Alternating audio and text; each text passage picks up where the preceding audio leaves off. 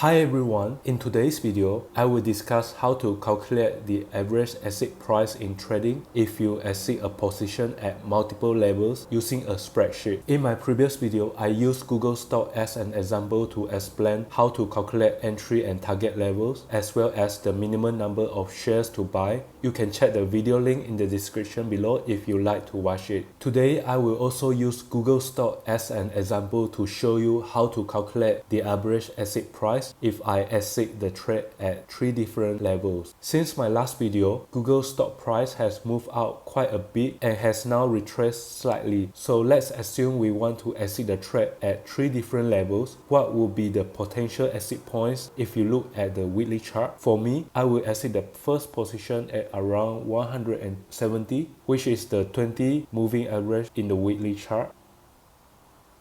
The second position I will exit is around 177, which is the previous swing high. And the third exit point will be 191, which is the previous swing high as well as the all-time high. Now let's input the figures into a spreadsheet to calculate the average exit price. First, input the entry size. Based on my previous video's calculation, the entry size is 9 shares and the entry price is 157.85 if you aim for a 1 to 2 risk to reward ratio and risk $100 per trade.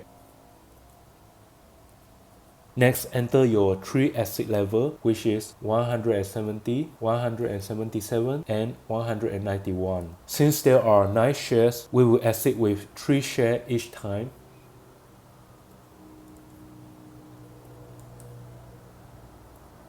You can decide by yourself how many shares to exit if you exit the position in multiple levels. Now let's construct the formula to calculate the average exit price. First, in this average exit price cell, enter equal open parentheses the first exit position times the first exit price plus second exit position times exit price 2 plus third exit position times third exit price, close parentheses, divided by the total exit position, which is the first position plus second position plus third position. Then press enter. The average exit price will be 179. Once we have the average exit price, we can calculate the P&L of the trade by finding the difference between the exit and entry prices and multiplying by the total position. So in this case, equal the difference between the exit price and the entry price